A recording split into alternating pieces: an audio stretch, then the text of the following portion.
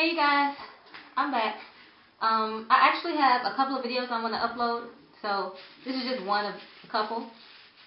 This one is about, I don't know if you guys heard about it, well a lot of you probably heard about it, you may have not seen it, but that video about that little girl getting her hair combed like really aggressively by her mother, I think it was called Nappy Ass Hair, which was absolutely ridiculous. I wanted to get on a comment about it because I saw that a lot of people did. And it was this big thing about it being child abuse. And for me, I thought it was.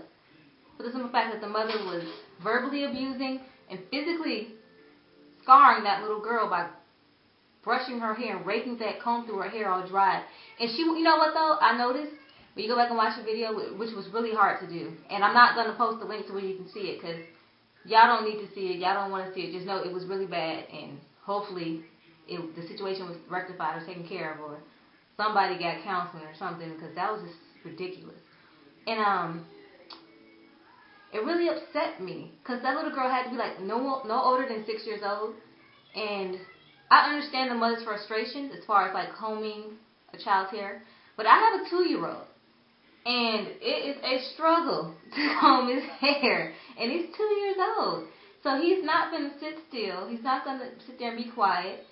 And when it gets to a certain point to where my child is screaming at the top of his lungs, stop, it hurts, ow, ow, ow, and it's turning bright red, I'm going to stop. I'm not going to keep dragging it through her hair or his hair and then sit on top of them, do it some more. She wasn't even combing it. She took the comb. Well, they did it on purpose to try to be funny. Because the girl recording it, supposed to be her sister, she's hearing her laughing in the background. I don't get what that was about. Whatever. But she took the comb and she was just going like that. She wasn't even like taking it and combing it all the way through. I could see she was taking the comb and combing it through, and it was just hurting her. She didn't know that you're supposed to use some type of moisturizer to soften the hair. But no, she was doing this. Like she was trying to knot it up just so she can go back in and recomb it. You know what I mean? Like they staged the whole video to try to get for it to be funny. And it backfired. And as a parent, there's no way in the world that I would sit there and let my child just scream like that. I mean, it almost brought me to tears. And I don't cry.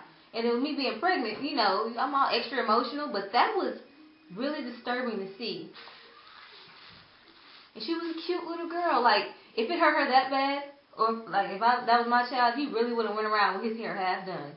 Seriously. Because I wouldn't want to subject them to that pain. As a parent, you don't want your child to feel any type of suffering. If you can ease that suffering or take it away, you will. You're not going to keep giving it to them. You know what I mean? So I think behind that situation, the mother had some other issues going on, and she was kind of taking it out on the child, which isn't, sadly enough to say, it's not unrealistic for something like that to happen. And I remember I was watching Lovely T 2002 video, and she was saying that, well, the daughter was disrespectful by telling the mom, I hate you, and like screaming and moving and trying to hit at her. And that is true. But our children are products of our environment. From birth to, I want to say, about 6 years old. 5 to 6 years old, because when they're like 5 or 6, that's when they're really entering new areas of territory. They go to school, they meet different people, and different kids have all different kind of backgrounds, and whatever they learn at home, they bring it to school and teach your kids. I mean, that's just life. You can't protect them from everything. But I don't understand how it got to that point.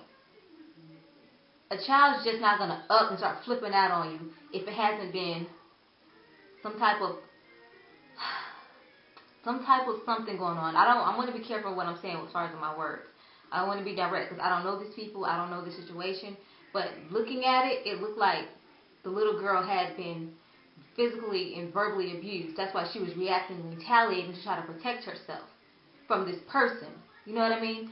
And it was just, that doesn't, I just don't get how a mother can sit there and just really just do that to their child.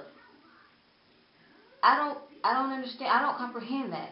I've been so mad sometimes, so I just really wanted to just yoke my child up and just throw him somewhere. But I don't. I say, go sit in your high chair, or I say, go get in a timeout. Or I'll put him somewhere where I know he can't get away or get around and get down and start moving around. and I tell him to go lay down in his bed, and he's screaming, he's crying at the top of his lungs, but I know I'm not causing him that pain. He's having a tantrum, he's throwing a fit.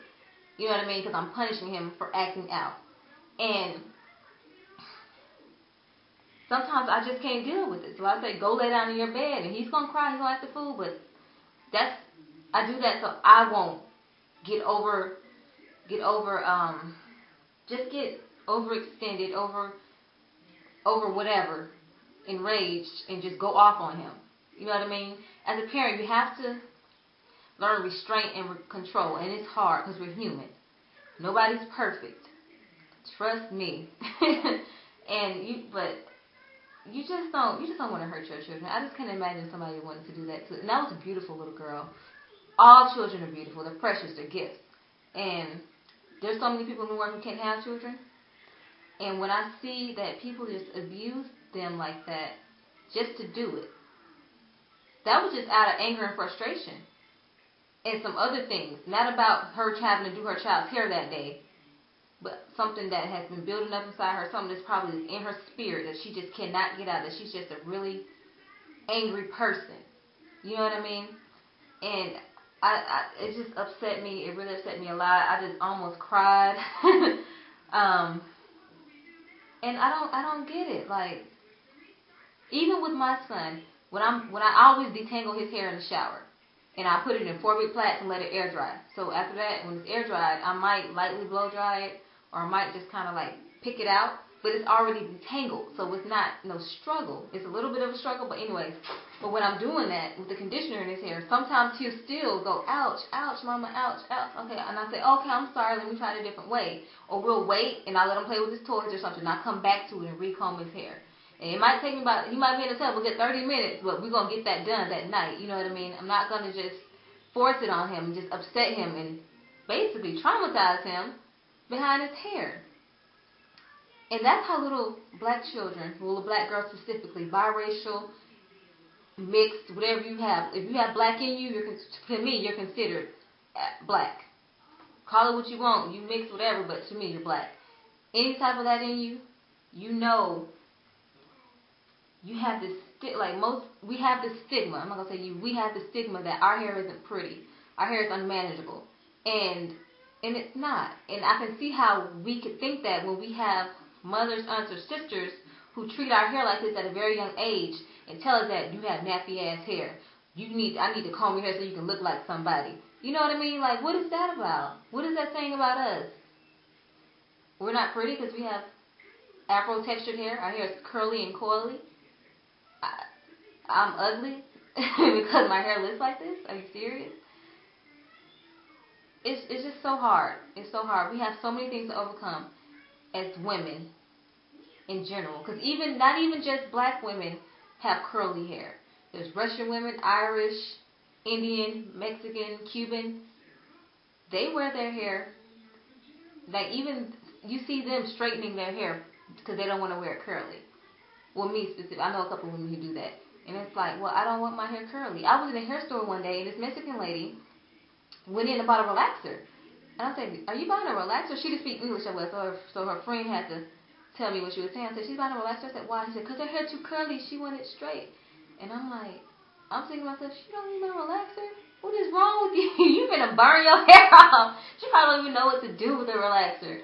Oh, my gosh. It was just really heartbreaking to see. I was like, wow, she's really finna, like, relax her hair. I don't even get it. But whatever. But that was my 2 cents on it, y'all. Let me go ahead and get on. I got to charge my battery. But I'll be back. I'm going to start a pregnancy vlog. Keep you updated because I know, for me, I don't know. For me, throughout my pregnancy, I've always remained the same size. So I never went out and bought maternity clothes. I did that one time with my first child, and that was a big mistake because nothing fit. Everything was sagging on me and looking nasty. So what I learned to do was buy clothes a couple of sizes up so I can wear that during my pregnancy, like jeans and shirts. But then afterwards, when I'm not pregnant anymore, I may be able to alter it to where it'll fit me like I want it to. Or just wear a belt or, you know, whatever. But, okay, you guys. So that's my 2 cents on it. All right, bye.